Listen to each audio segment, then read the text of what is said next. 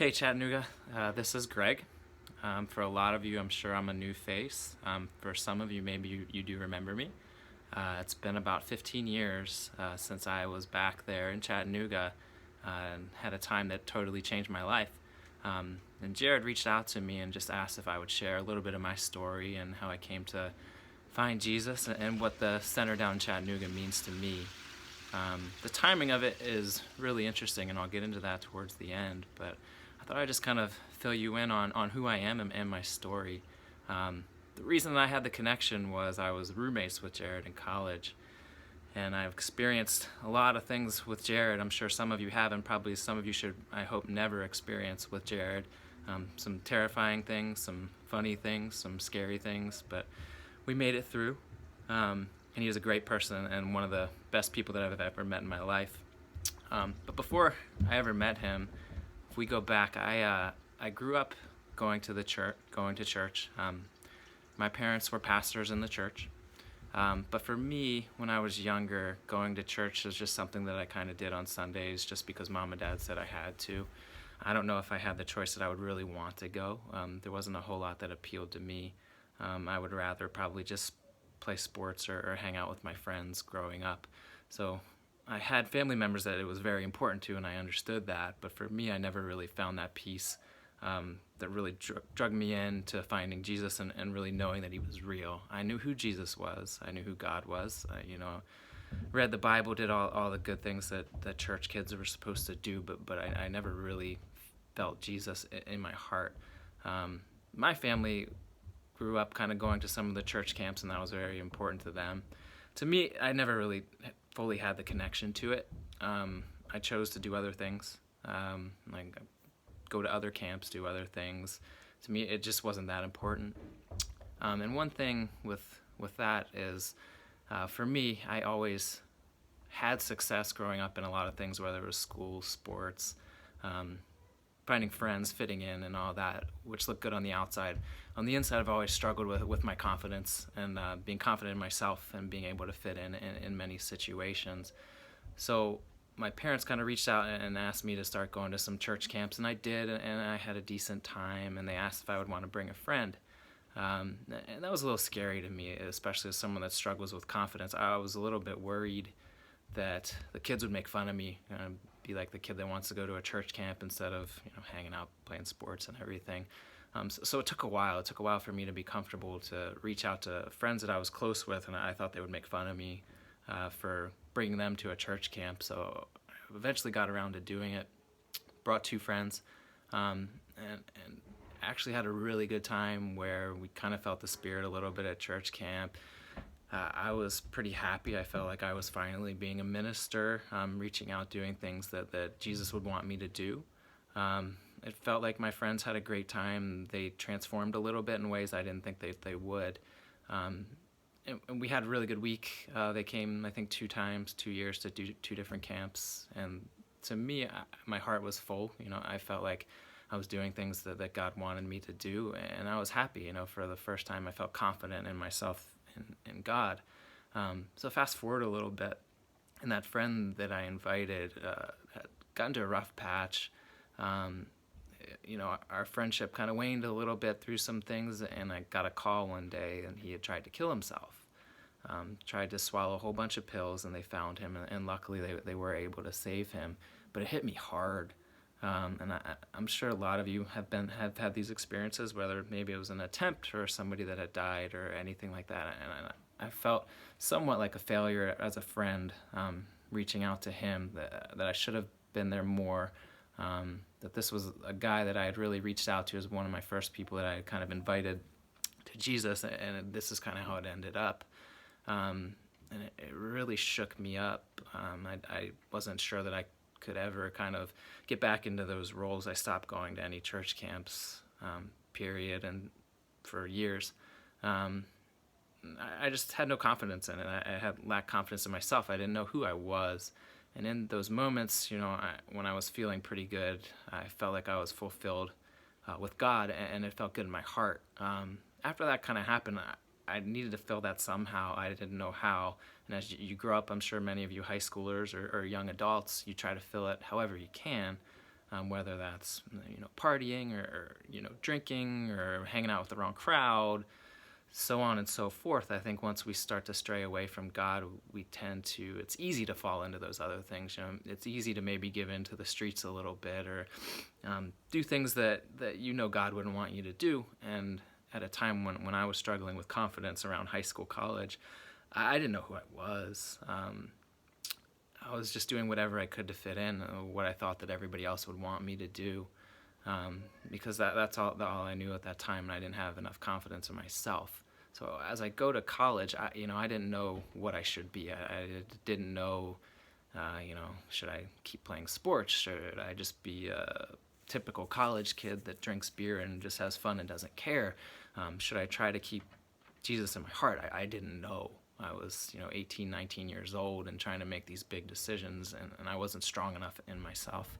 I went to Spec, just kind of on a whim. Met Jared, had a connection with him, met Jimmy, met the crew. I ended up at Graceland, roommates with Jared, crazy times, which I'm sure many of you can imagine, but did make the decision to come down for a winter term to spend some time with you guys. 15 years, time flies. 15 years ago or so, when I was a lot younger, and I was just blown away. Church was fun. Church, understanding Jesus. Basketballs are flying, you guys are dancing, and kids are praying like it's nothing. You're at the heart of what Jesus says you should be. You're real. You're honest. You're talking about things that are relevant to what you guys are going through. You're sharing with each other. You're crying together. You're supporting each other. You have each other's back in Christ.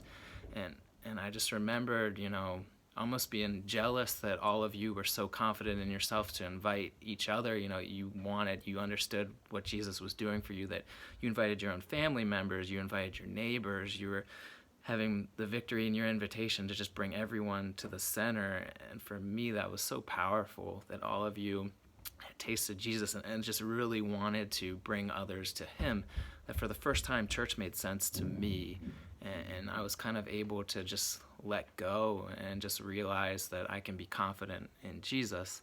I can accept him, and I can serve in that way.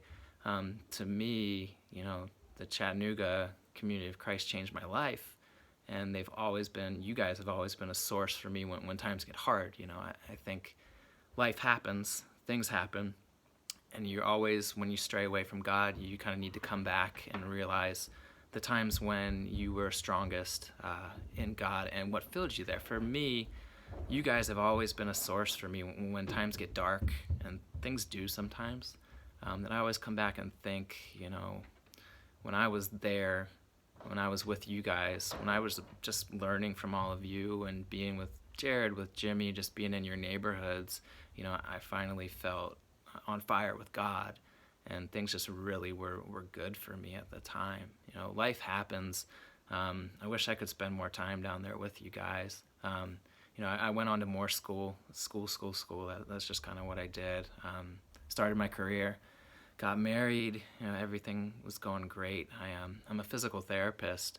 Not the kind that's cool and gets to work with the athletes and the sports or anything like that, but most of the work that I do is actually with people that might have difficulty with stuff going on in their brain, or things that they can't control, very serious injuries, strokes, stuff like that is kind of where I felt my calling, that I could help those people that just had their lives completely interrupted and wake up one day and their world's completely different. And I was doing great. My career was great. My marriage was great. My wife had found Jesus, and it was a very important thing for her, so things were going really well.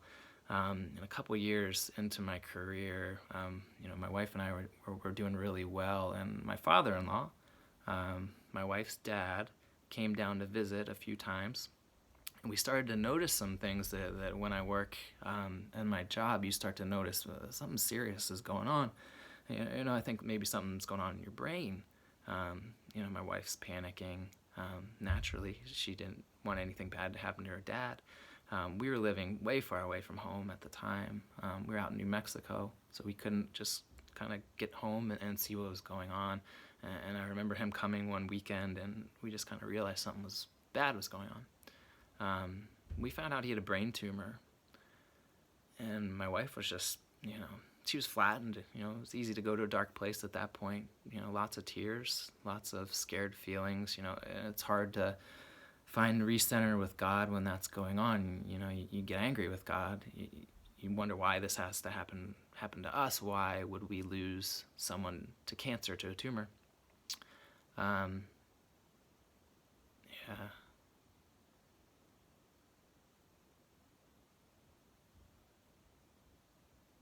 And the hardest part was this happened while we found out we were pregnant with my first son.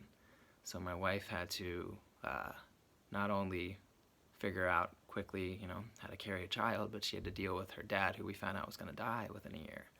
So we had a rough patch where not only were we getting ready to be new parents, but we were about to lose someone that was really important, to my wife, to me.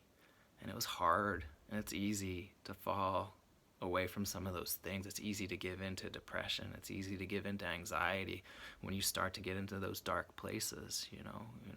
We did have each other, which was good, but it was a constant battle. I remember just kind of sitting there, and I was holding my newborn son.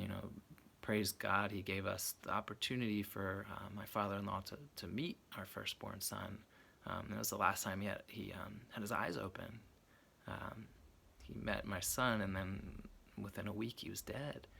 And I just remember as he passed, just holding on to my son. And I actually remember thinking of better times and being in Chattanooga, and thinking that, those are the values, those are the type of things that I want to teach my son as he grows up, so he can be strong with God, and he can avoid some of those dark things. It was a really sad time for us. But I just remember thinking back to all the memories that I had, and all of the crazy kids that I met down in Chattanooga, everyone that just really taught me what understanding Jesus is, and how you guys had each other's backs. I'm sure a lot of you still have my back that remember me, and that Jesus is going to be with me, and that I can handle any situation that he gives. And it was a hard time, and it's still hard. It's still wounds that open up pretty quickly when we think about them. But without the time that I had down there with you, I think it would have been much more difficult. And so the timing of Jared asking me to kind of tell my story plays into what's going on right now. And this virus is crazy, right? There's a lot of different things going on, and a lot of people are struggling. People are losing their jobs. People aren't having enough money to pay their bills. We can't see each other. We can't be around. We can't go to the center and just be around and share that physical fellowship. For me, on a personal note, I work in a hospital, so I'm around a lot of this stuff, and I'm around a lot of anxiety and a lot of fear right now with this virus. We've already had one case in our hospital, and people panicked. So going to work each day is not all that fun anymore. But on top of that, my grandmother is dying of cancer. Again, so cancer reared its ugly head again, and I'm sure many of you have had these same experiences, whether it's a family member that got sick or died unexpectedly. I think we can all kind of share in how that feels, and the anxiety that you feel, and how easy it is to slide into depression, anxiety, anything like that. What's tough for me is she's on hospice right now, which means she's going to die, in the next couple of months. And this virus might not let me go see her.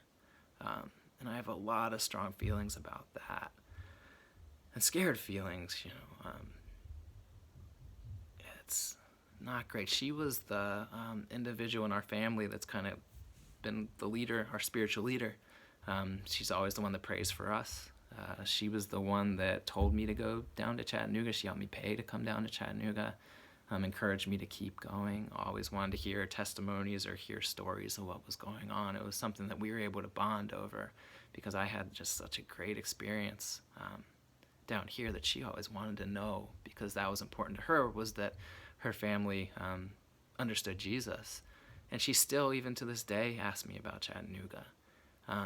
As Jared asked me if I could share my story, it's just flooded back great memories of being down there, and just knowing that I can just think of you guys. I can think of Chattanooga Community of Christ and just know that Jesus has always had my back, even in tough times, even when I slide away, even when I give in to sadness, even when I give in to depression, even when I give in to anger. I can always think back to the times that it was good. I can think back to how blessed I was to know Jared, to know Jimmy, to know all of you, and to know that I can get back to having Jesus at my heart, and I will have Jesus at my heart, even when it's hard, even when you don't understand the world, you don't understand why things are happening. I think we're kind of all there right now. We don't know why this has to happen. We don't know when it's going to stop. It's a scary time. But yeah, when I think of you guys, it just brings my heart so much joy. And I know that God's with me. I know that Jesus is with me, and he's going to have my back, and he's going to be with me this whole time. And I know that my Nana will be comforted by that and be comforted by Jesus, even though it's hard. I miss you guys. I wish I could spend more time. I probably should spend more time. 3 kiddos now, and I hope that one day we can make it down there and see you guys and raise some yo buddies and just have a good time. I hope that any of you that are struggling right now with what's going on, not being able to get to the center, I hope you know that lots of people have your back, lots of people are praying for you, lots of people love you. Keep inviting, keep bringing people to Jesus, keep bringing people to the center, and you never know whose life you're truly going to impact. Thank you.